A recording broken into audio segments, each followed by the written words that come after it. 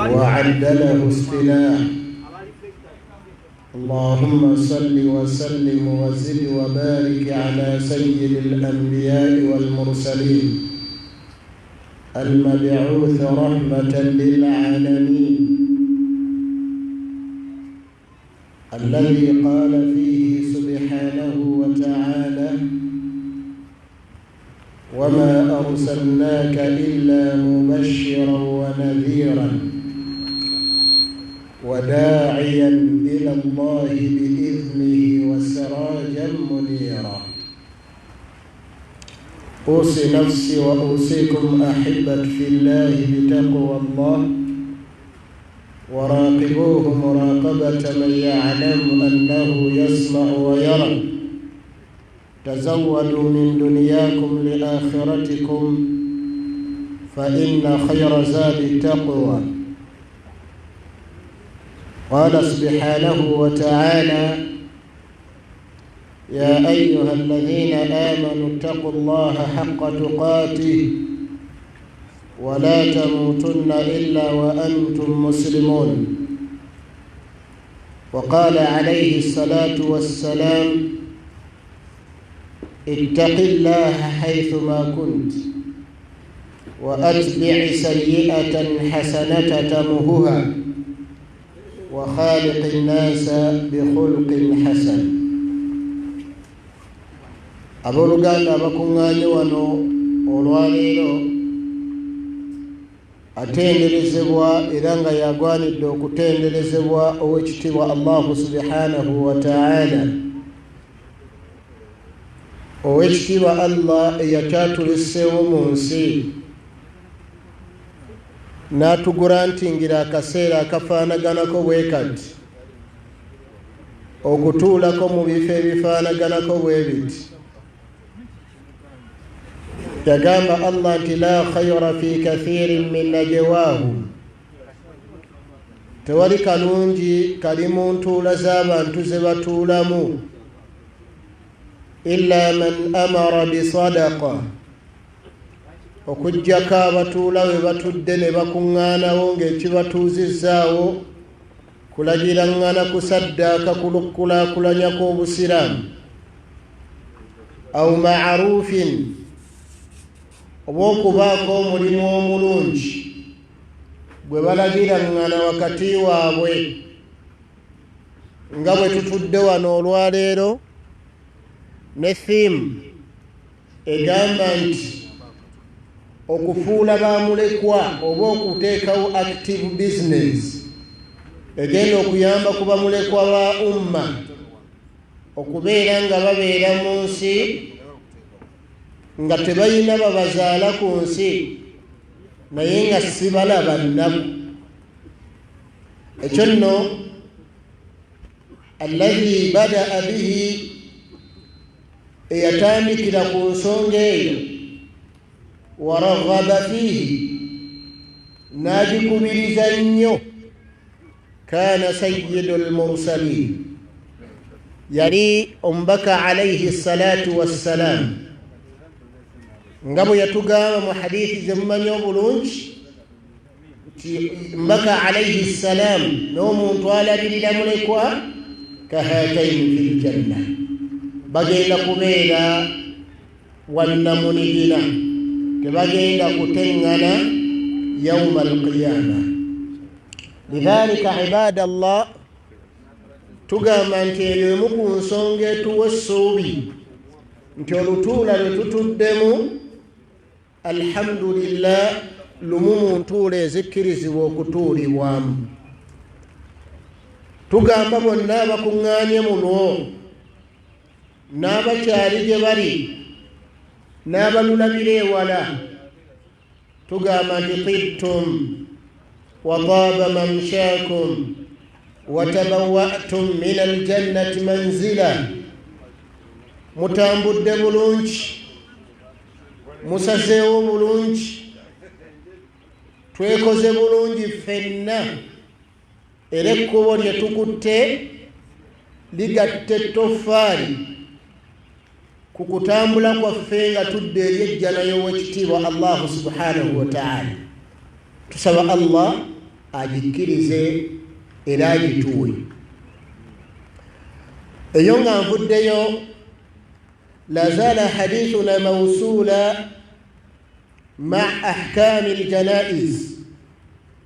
عند باب ما يجب على المريض. musomo gwaffe gukyatambula n'ekitabo kyaffe kiyitibwa ahkamu ljanaiz nga tuli ku mulyango ogugamba biki ebikakata ku balwadde.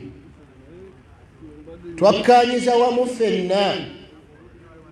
nti bwe tuba nga tugamba ebikakata ku balwadde fasahihu min baabi awula, gw'omulamu atalina wakuluma gosinga obyetaaga olw'ensonga almautu la yadinu ala alamradu faqat, okufa tekusemberera balwadde bokka, bal yadinu ala sahih, bujja ku muntu omulamu atambula obulungi owekitiibwa Allahu subhanahu wa ta'ala fayanqatiu ajaru, n'atuusa obuwangazi bwe ne bukoma ajali ye n'etuuka fayaruddu ila alimi alghaibi washahada, nadda eri omulezi we Allahu subhanahu wa ta'ala. Ebigambo bino tuzze tubirabako emirundi nga twatandikira ddala eno darusu yaffe insha Allah ebeera yakuna ku darusu eri ekitabo kino. Twakoma omulundi ogwasembayo bwe twali ebulenga ku hidaaya nga tuli ku nsonga ey'okuna mu nsonga ezikakata ku balwadde, na buli muntu yenna omusiraamu amanyi nti watuuse okufa. Gwe kasita weepimapimamu ng'owera amalaalo, bino bikwatako. Bw'oba tonnawera malaalo, alhamdulillah, linda bw'oligawera bijja kukwatako. Ne bw'oba okakasa nti wooli osobola okufiirawo, bino bikakatako okubeera nti obimanya watutabbiq, n'obiseera ddala mu nkola. Ensonga ey'okuna mu nsonga ezikakata ku muntu yenna Allah gwagezesezza n'obulwadde, oba omuntu yenna amanyi nti asobola okusisinkana Allah akaseera konna, yagamba omuwalimu ow'ekitiibwa ti wa idha kana alayhi huququn, bw'obanga oyina wooli ng'omanyi oyina ebikubanjibwa, oyina ebitereso by'abantu, oyina amabanja g'abantu, oyina ebintu by'abantu, falyuaddiha ila ashabiha, ekikubirizibwa kubikwata obiddize bannyinibwo, obiddize abaabikuwa, ozzeeyo eri abaakuwola, ozzeeyo bye wabba, weetondere bye wali azaamaanya ebitiibwa byabwe, weetondere bwe wagenda mu maaso n'okukkakkanya ensa zaabwe, okole ekisoboka kyonna qabla yawman an la yaqum, bifo nga Allah tannakutuusa lunaku lw'ogenda kuggyibwamu mwoyo. In tayassara lahu dhalik, bwe kiba nga kikusobokera, wa illa ebiterese ebyo bw'oba osobola obizzaayo gwe wennyini kyekisinga obulungi, wa illa bw'oba tosobola kubizzaayo, awusa okola omulimu gumu, olama ensonga ezo mu kiraamo kyo, olw'ensonga nti okuba ng'ofudde ng'ebbanja gwe wekka gw'olimanyi n'eyalikuwola ne Allah wo, ako ke kabenje akasinga okuba akanene. Ebbanja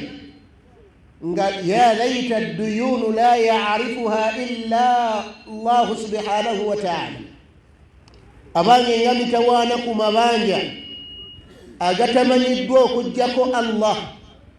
nga naawe eyalirya tokyalimanyi, wagenda kukanika bodaboda ennateete ne bakuluyisaawo n'osaba kyayi n'omunywa eyamukuwa n'atanona ssente ze mbwangu gwe wagenda ku road test n'okakasa nti piki yeteredde n'otambula era gy'oli tomanyi na kumanya nti walya akagaati k'abandi nakyayiwa ebitaano bakubanja 1000 tokyalujjukira abange kabenje kanene ku mabanja tusaba ekitiibwa Allahu subhanahu wa ta'ala agatutaase فقد قال صلى الله عليه وآله وسلم أمبك عليه الصلاة والسلام يتقام كونسونجي من كان عنده مظلمة لأخيه omuntu yenna bw'oba kyewalyaza amaanya mu muganda wo ng'olina kyewajja ku munno yakuwola yakikwazika n'otakizaayo wamulyaza amaanya n'omwogerako wamutemerera wasaasaanya kyonna ekikkakkanya ekitiibwa kye ebyo byonna biyingira mu mabanja yagamba nti min irdihi oyinza okuba nga kyakubanja kiri mu byansaaze nga taaddaita haqqahu wamulumbagana mu haqqi ze ng'omuntu addaita sharafuhu walumbagana ekitiibwa kye n'omwogerako ebitali birungi biyinza okuba nga byali bituufu naye n'obisaasaanya ku gye kitatagisizza mathalan nga bw'oyinza okusisinkana muganda wo fi haali la yunasibu mu mbeera nga temugwanidde fatusawwir n'okwata ebifaananyi watantashiruhu ala qanawati alfadaiya n'ogenda mu maaso n'okubisaasaanya ku mikutu emigatta bantu abanga oba omaze okulyaza amaanyi omuddu oyo era mu maaso ga Allah agenda kukubanja ky'olina okukola ki mwetondere ng'okyali mulamu nga Allah tannakutuusaako kufa mwetondere nga Allah tannakutuusaako kufa wamu naye nga tannaba kufa min irdihi kitiibwa kye au min maalihi kiyinza okuba nga obulumbaganyi bwe wakola ku munno wabumukolako mu maali ye n'omulyaza amaanya ng'otutte maali ye nga bw'oyinza okumweyazikako n'otwalira ddala nga bw'oyinza okumwewolako n'otamuddiza nga bw'oyinza okugitwala ng'obbye enzibe n'ebifaanaganako bwe bityo byonna biyingira mu kubeera nti bulyaza amaanya bw'oba okoze ku muganda wo mu maali ye mbaka alayhi salatu wassalamu yagamba falyuaddiha ilayhi ekikkubirizibwa omulwadde ali ku kitanda naawe omulamu atambula kuzzaayo bikubangibwa qabla an yatiya yauma alqiyama ng'olunaku lw'enkomero terunnaba kukola ki kutuuka olw'ensonga nti qiyama bw'enaamala okuyimirirawo la yuqbalu fihi dinaarun wala dirham Allah tagenda kukkirizaamu sente eza dinaari oba za dirham teriyo shiringisi teriyo liyale teriyo kintu kyonna tewagenda kubaayo sente zigenda kuweebwayo wabula in kaana lahu amalun salih bw'onaaba oyina mirimu mirungi la hawla wala quwwata illa billah in kaana lahu amalun salih bw'onaaba oyina emirimu emirungi nga walyaza amaanyi omuddu n'otamuwa maali ye n'otamusasula n'otazzaayo mabanja bw'onaaba oyina emirimu emirungi mu maaso ga Allah kyekigenda okutuukawo ukhidha minhu bagenda gikwatamu owekitiibwa subhanahu wa ta'ala wa utiya sahibahu bagiwe gwe walyaza amaanya tebereza omuddu okutwala esswala zo 5 ku lwa siringi 10 tebereza omuddu okutwala ramadhaani zo ku lwa kivumo kye wamuvuma tebereza Allah kujjako hijja gye wakola agiwa omuddu olw'okuwaayiriza kuwamuwaayiriza tebereza ow'ekitiibwa Allah okujjako obudde bwo bwe wamalanga ng'osoma Qur'ani obudde bwo bwe wamalanga ng'osiiba sunna Allah empeera zo zonna zikujjeko aziwe aliwa oyo gwe wakwatira mu bwenzi n'osaasaanya ku mitimbagano kana athim yali muzambirye wakad satarahu llah nga Allah mubikiridde mulyo fakashafta gwe n'ogenda mu maaso n'okubikkula sattara Allahu alayhi okubikkirira kwa Allah gyali n'ogenda mu maaso n'omusaasaanya abange ebyo byonna bigenda kubangibwa abaana Adamu yawma alqiyama nga tebannaba kuva mu bbaliro bya kusasulwa. Naam, yagamba nti wa in lam yakun lahu amalun salih, bw'anaaba talina mirimu mirungi ng'oba emirungi gibaddewo naye gitwaliddwa nga be wakolako obulyazaamaanyi abangi okusinga emirimu gye emirungi ne bagenda mu maaso n'okujja ebirungi ne biggwawo, tebigenda kuggwa bityo. Mbaka alayhi salatu wassalamu yagamba nti ukhidha min sayyi'ati sahibihi, bagenda kukwata ku byonoono by'abawalyazaamaanya fahumilat alayhi, bakuteekeko. Allah ddira obwenzi bw'omuddu abukutuuzeeko katoyendangako naye kiki bulyazaamaanyi butasasula mabanja. Baganda bange kigambo kusasula mabanja nsonga nnene, nsonga eyeetaaga okussaako essira eddene mu busiraamu bwe tuba nga tusuubira okutuuka mu maaso ga Allah subhanahu wa ta'ala nga twagala jjana. Tulina okuteekayo ebirowoozo bingi ku kigambo bbanja. Awalan, ma huwa ad-dayn, ebbanja kyeki? Yagamba muwalimu ow'ekitiibwa ya'rifu al-fuqahaa'u ad-dayn bi annahu luzuumu haqqin fi dhimma. Bannafiqihi bannyonnyola ekigambo bbanja nabaga nti luzuumu haqqin fi dhimma, kuba kugenda mu maaso okukakatibwako kwa haqqi y'omuntu omulala mu nsingo y'omulala, ng'ebadde haqqi ya gundi n'agikwasa n'esigala ng'eri mu nsingo yo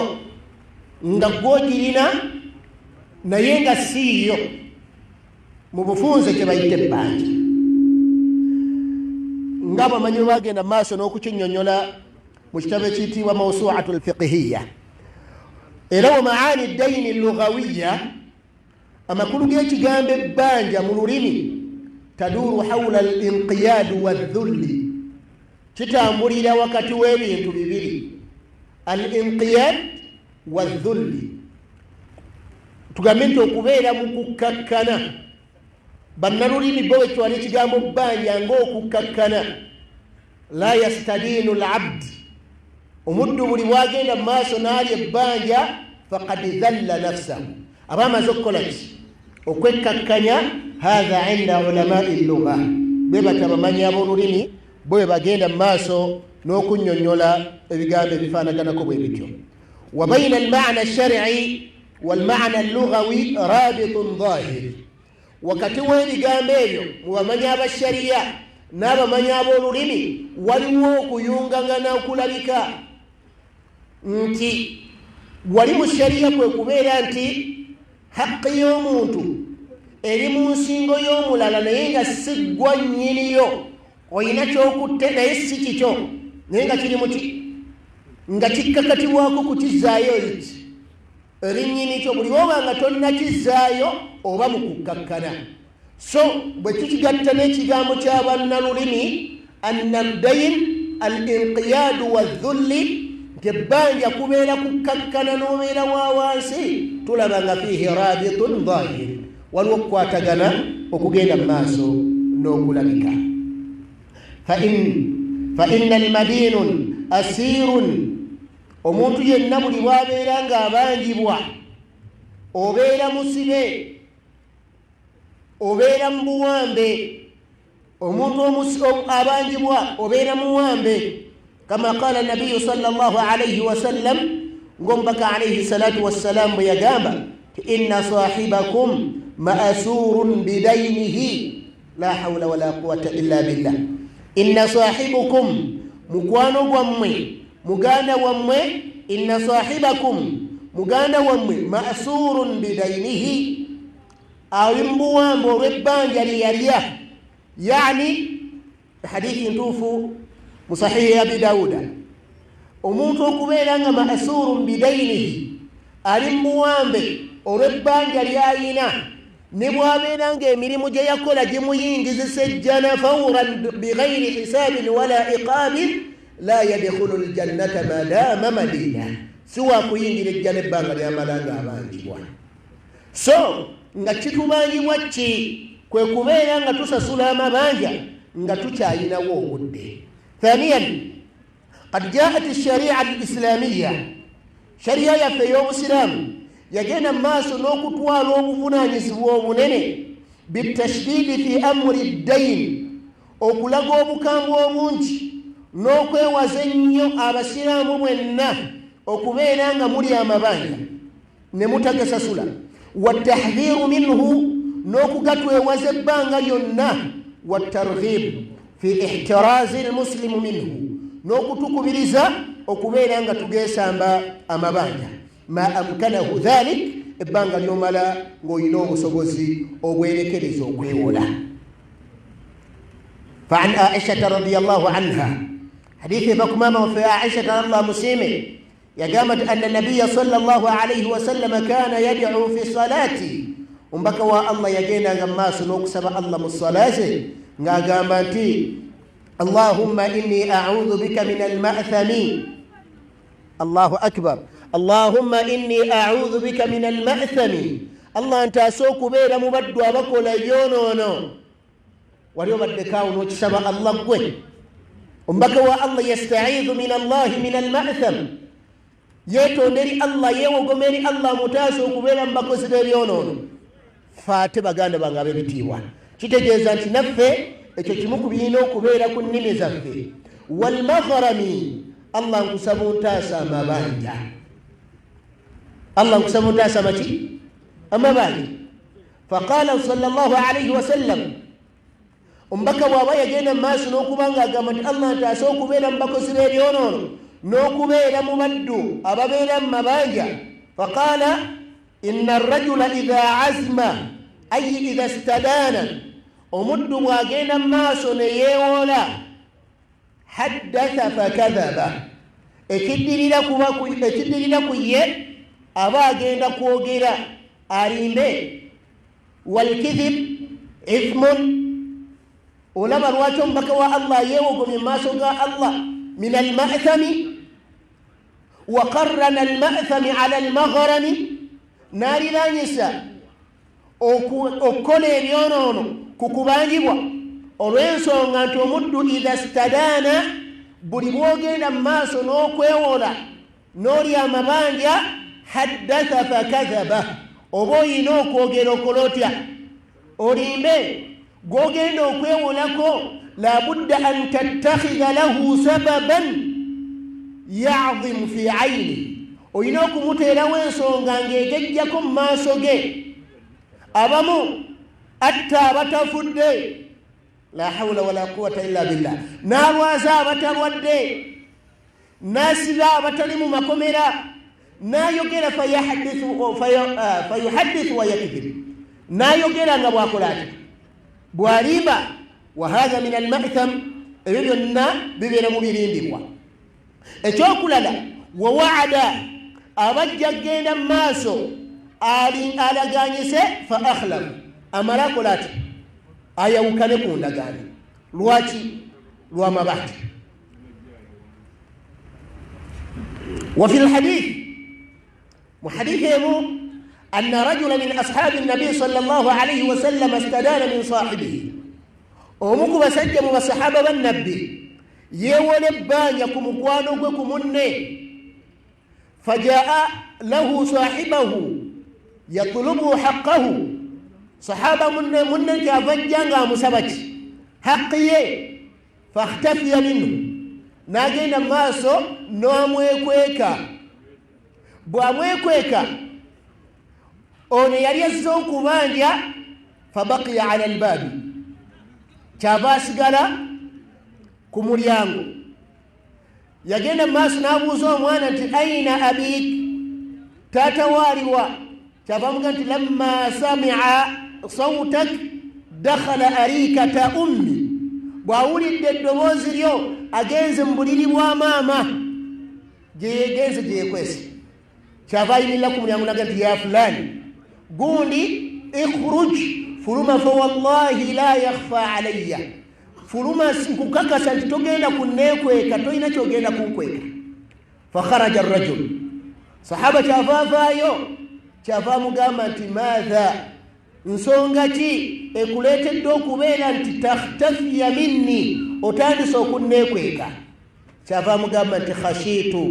ntidde an ukhraja ilayka okuvaayo nzije mu maaso go fa uhaddithuka fa akdhib njogere naawe nkulimbe waiduka fa akhlif nkulaganyisira mmale nkole ntya nkumpanye walaqad kuntu sahiba rasulillahi sallallahu alaihi wasallam nga nali mu bantu abalaba ku nabbi muhammadi sallallahu alaihi wasallam omusajja ono bwe yawulira ebigambo ebyo faqala aina addain ebbanja lyo liriwa bwe yajja nalyo n'alikwata bw'ati famahaahu biyadihi n'alisazaamu n'omukono gwe n'amugamba nti insha allah bw'oliba ofunye ensasula bw'oliba towafunye sikuyinaako ttabbu lwaki nawulira omubaka wa allah saa sallama ng'agamba nti omuntu yenna ma min abdi yundhir muhsiran teri muntu yenna agenda mu maaso n'okulindikkiriza gw'abanja okujjako nga naye allah agenda muteerawo obwangu yawma alqiyama ku lunaku lwaki lw'enkomerero fa ya ibadullah abaddu ab'ebitiibwa abasiraamu iyakum wadduyun abange tukendeeze ku mabanja olw'ensonga amabanja mutawaana mu maaso g'owekitiibwa allahu subhanahu wa taala yo hadithi entuufu yayogerwa mu bukhari ne mu muslim warawa nasai an muhammad bun jahsh radiyallahu anhu qala imamu nasai atunyumiza mu kitabo kye kiyitibwa sunanu nasai mu hadithi eva ku sahaba ayitibwa muhammad bun jahsh radiyallahu anhu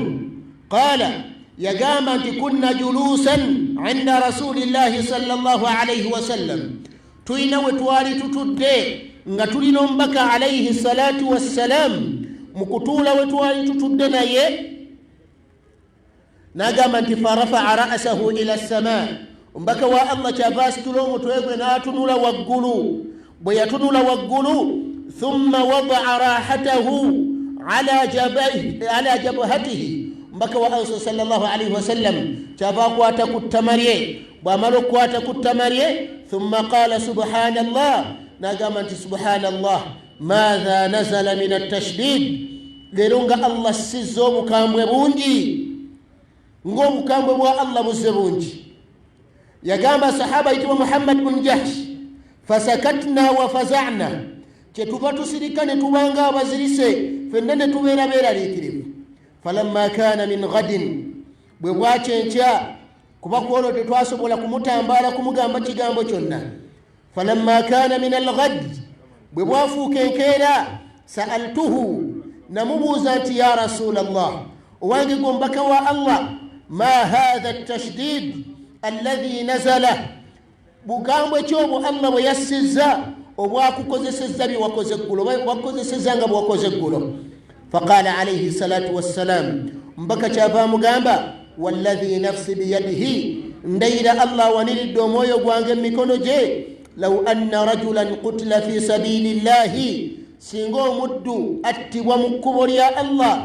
singa omuddu attibwa mu kkubo lya allahu subhanahu wa taala yani matan wa huwa mujahidun fi sabilillah yani wamata fi lmaraka nafiira ddala wakati mu kisaawe ekyokulwana mu kkubo lya allah lirafi rayat alislami kulw'okusitula bendera y'obusiraamu wa kalimatu tawhid n'ekigambo ky'okwawula allah n'alwana mu kubeera nga kyali mu kuteeka waggulu naye n'agenda mu maaso n'afa thumma uhiya allah n'amuddiza obulamu thumma qutila fi sabilillah bw'amuddiza obulamu era ne baddamu ne bamuttira mu kkubo lyani lya allah thumma uhiyan oluvannyuma era allah n'amuddiza obulamu faqutila fi sabilillah era n'afiira mu kkubo lya allah subhanahu wa ta'ala la hawla wala quwwata illa billah yagamba nti wa alayhi dayin naye ng'emirundi gyonna gye bamusse attiddwa mu kkubo lya allah ebbanga lyonna nga bwaddamu obulamu bwe bamutta bwe baddamu obulamu allah bamuddiza obulamu bwe bamutta naye nga wa alayhi dayinun ng'alina ebbanja lyonna خلي بالك من كلمة دين في الحديث تيكا يبي روزو كتجامو الدين وحديث جاء نكرة تجانا تري النكرة والنكرة في سياق غن النكرة بجامو ميلا ويت نجد جدمو في سياق الشرط يدل على الأموم إيجينا ما سنوكو أنت يبون أي دين كبيرا كان أم صغيرا دنو واتنو سينسونج الدين بانجا يوينا ليا تكوني سينسونج بانجا يوينا ليا مثقال ذرة بانجا يونا أي كل دين بانجا يونا لكن هو عليه دين غاين بانجا يونا تجامو الدين تجي ما بيجان مجرد ألف واللام تشريكو ألف واللام الذي يدل على تنكيره تشري النكرة وأيضا نكون كمرينو فأصيب بالتنوين التنكيري نبيجي نكون التنوين لا التنوين التنكيري إذا النكرة وكلا جو كل ويسو نتي أي دين إبانجا يونا نوتي ومكوريا الله نباكو تنيريسو باكو فميسا مساري باكو سازيساز مسازيساز كل الدين يا الله كوانجي ميرا وقلو نوفا الله ناكد زوب لم ندم نوفا مبيرا يمو ندم اميرون دي جنة وعليه دين نهنغو ينبا جريونا لما بكوا يقام يقول ما دخل الجنة ما النافية ما دخل الجنة تجينا كوينجي الجنة ترينجي الجنة حتى يقضى عنه دينه وكتوسا غبا سسولي دبان جريو لا حول ولا قوة إلا بالله بمكان بغانا بفي مفابة الدوانو ngama banje subhanallah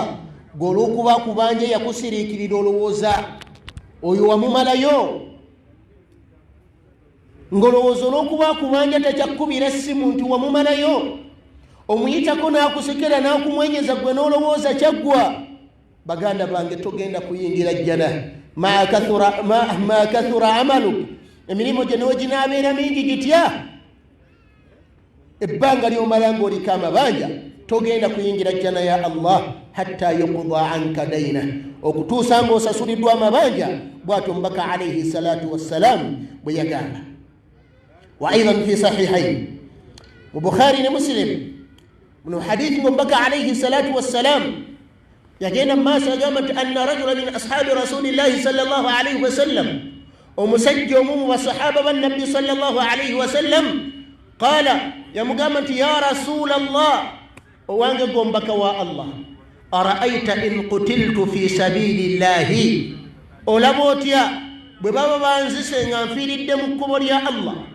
بقانا بقانا بكيو lwaki Allah yaleeta lwaki omubaka wa Allah yakozesa nnyo ekigambo okufiira mu kkubo lya Allah olw'ensonga nti yukufaru lishahidi jamia dhunubi omuntu afiiridde mu kkubo lya Allah Allah amusangulako amazambi ge gonna. That's why omubaka alayhi salatu wassalaamu yuqaddimu amukulembeza olw'ensonga nti ye muntu afa ng'ali kushuwa ddiini nti oyo alhamdulillah agenze mu jjana yani mujjana ya Allah subhanahu wa ta'ala. That's why mbaka musembesa nnyo omusajja amubuuza nti ya Rasulallah ara'ayta in qutiltu fi sabilillah olaba otya nga nzitiddwa banzitidde mu kkubo lya Allah subhanahu wa ta'ala.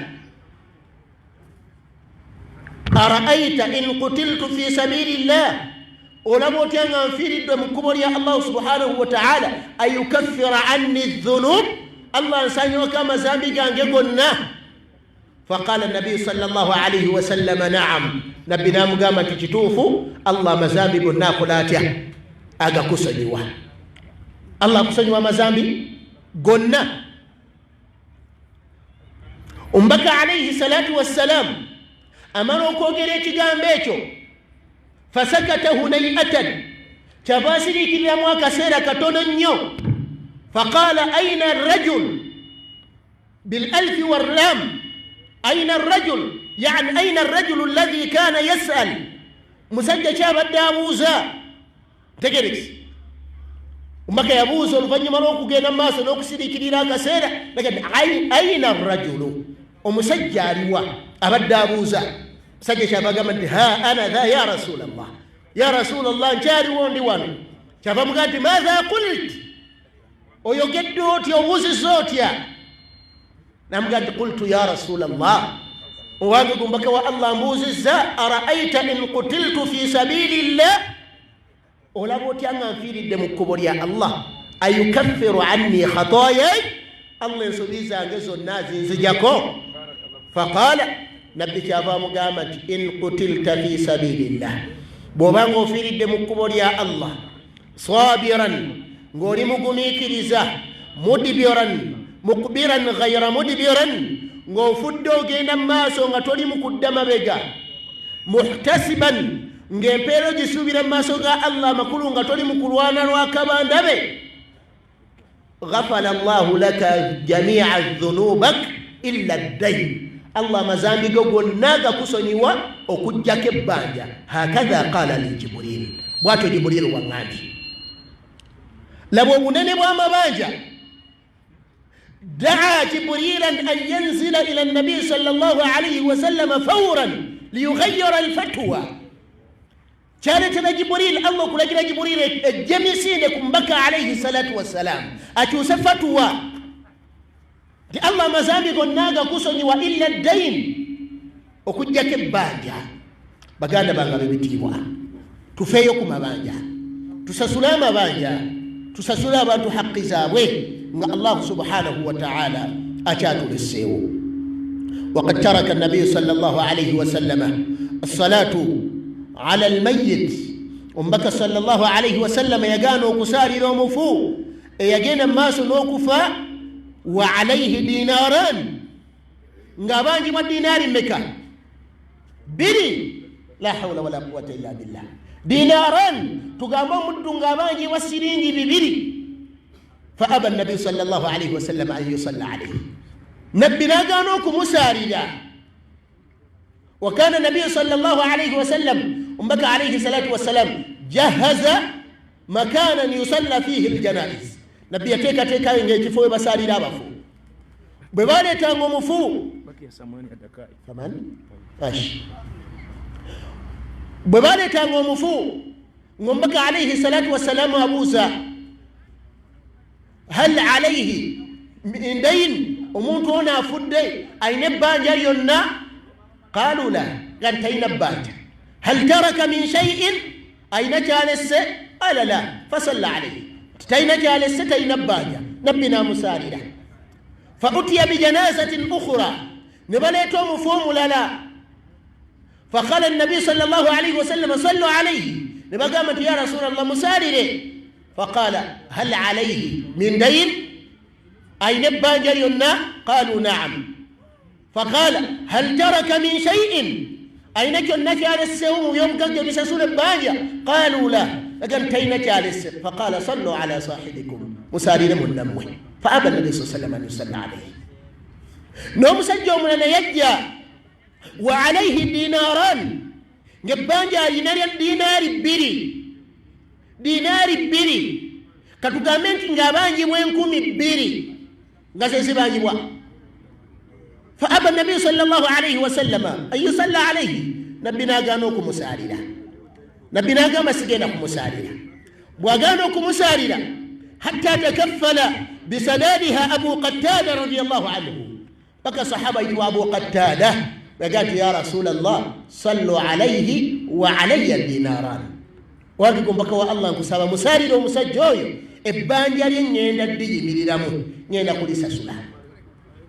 fasalla alayhi an-nabi sallallahu alayhi wa sallam umbaka alayhi salatu wa sallam qad laqad takaffara adh-dhimmatu ala al-mayyit umazoko eti ko buvunanyizibwa bwani bwomufu kubbanja lye la hawla wala quwwata illa billah fasalla alayhi an-nabi sallallahu alayhi wa sallam nabina musarira bwamaloku musarira فلما كان البارحة بواتين كيدا فرأى النبي صلى الله عليه وسلم أبو قتادة نبنا أبو قتادة فقال له نام قامت ما فعل الديناران وكزوجك الدينار بي فقال له أبو قتادة قامت يا رسول الله لقد مات البارحة منذ يفد قوله أتوم بوزر وحليله أما كل السنة بجسسنا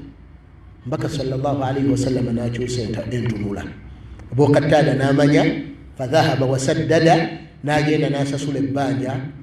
bwe yagenda maaso n'okugamba omubaka wa Allah nti ebbanja nisasudde omubaka alayhi salatu wassalam kyava agamba nti alana baradat jildatuhu essaawa eno muganda waffe omubiri gwe gufunye obuweweevu kaannahu kana mashwiyan alinga gwe baali batadde katimba ng'ali mu kukalirirwa lwa dinaari mmeka biri alladhi takaffarahu ahad eziriko eyakoze ati agamba nti ngenda zisasula bameka muffe abagenda mu maaso n'okuziika ga nti omufu bannange abanjibwa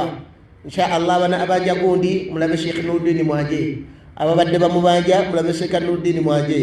mulabe ne gundi Sheikh Nuruddin Mwaje navuga muluka inagenda n'oli nagenda omufu nasigaza amabanja ge baganda bange tufeeyo ku kigambo mabanja nga emu ku mbeera gye tweteekateeka nayo nga tuli mu bulwadde tukyatambula n'ekitabo kyaffe ahkamul janaiz ma yajibu ala almarid. barakallahu fikum wa jazakumullahu khair على حسن استماعكم. سبحانك اللهم بحمدك